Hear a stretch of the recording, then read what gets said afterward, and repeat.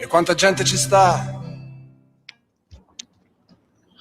Buongiorno a tutti e bentornati a Liberamente, variazioni e scorribande qui su Radio Libertà.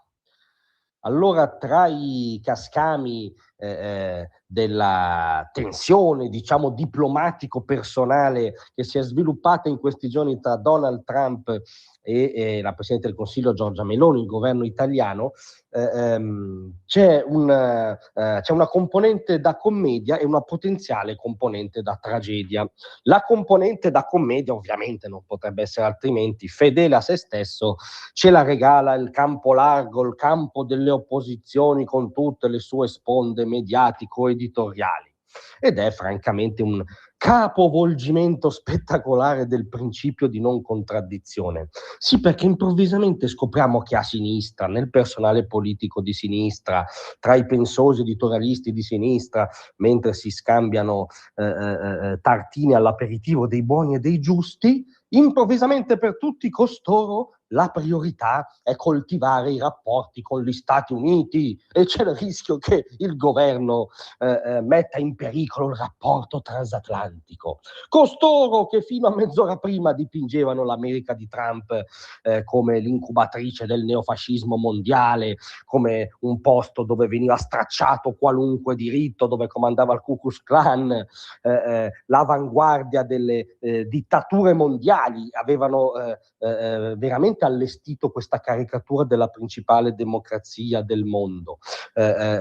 L'orco che metteva in pericolo la libertà in patria e all'estero, ebbene improvvisamente c'è una lievissima strumentalità, diciamo, antigoverno in questo caso, costoro si scoprono affezionati al legame transatlantico e qui l'unico commento all'altezza è una pernacchia. Qual è il potenziale corollario tragico nel senso politico, il potenziale abbaglio politico, geopolitico da cui stare ampiamente alla larga? È abboccare alla narrazione di costoro e credere alla, diciamo, pars construens, ammesso ce ne sia una, che ci sta sottoponendo il mainstream in queste ore, che sostanzialmente, anche qui stamattina sintetizzo, è tornare a cuccia a Bruxelles. Da un lato si finge, no, di essere in ansia per il legame transatlantico che si è solo lavorato per sabotare negli ultimi anni, dall'altro si dice vabbè Giorgia, vabbè governo, non c'è più un canale geopolitico preferenziale con Washington, l'ho sentita davvero in un tono questa frase, il vero atto di sovranismo nazionale è investire ancora di più sul processo di unificazione europea, sull'Unione Europea così com'è adesso. Capite che veramente viene stravolto qualunque senso logico, perché se sicuramente il legame con gli Stati Uniti soffre in questo momento dell'eccesso di bizze personalistiche di Trump, ma è poggiato su solide basi che sono calate esattamente nell'interesse nazionale, diventare un paese che ripete acriticamente la postura dell'Unione Europea, in questo momento delle istituzioni europee, sarebbe un puro atto di masochismo, che ricordiamo cos'è l'Unione Europea. L'Unione Europea è quel Moloch ultradirigista, ultracentralista, ultraburocraticista che negli ultimi decenni ha imprigionato le economie del continente, le vite dei popoli, delle famiglie, delle aziende, dei continenti in una distopia regolamentatoria. L'Unione Europea è la follia del Green Deal, il primo caso di come dire, un ente che rappresenta una fetta importante dell'economia mondiale che lavora per il proprio suicidio.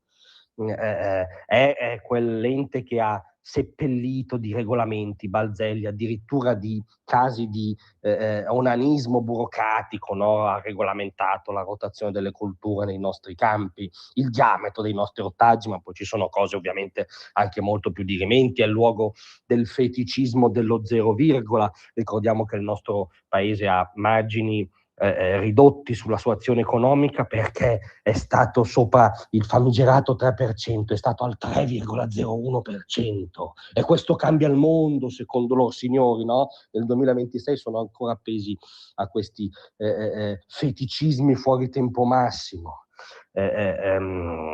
l'Unione Europea è ancora sempre quello che preconizzava Margaret Thatcher, cioè un super leviatano che pretende di adeguare le politiche di nazioni diverse, storie diverse, popoli diversi che devono sì cooperare, ma non genuflettersi tutti di fronte a questo moloch burocratico.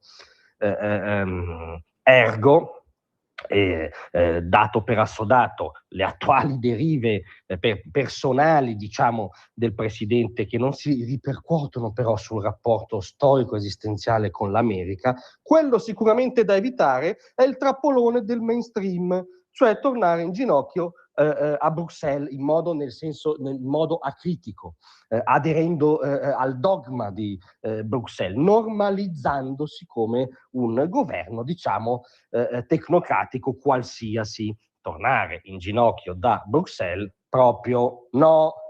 Grazie a tutti, vi aspetto stasera alle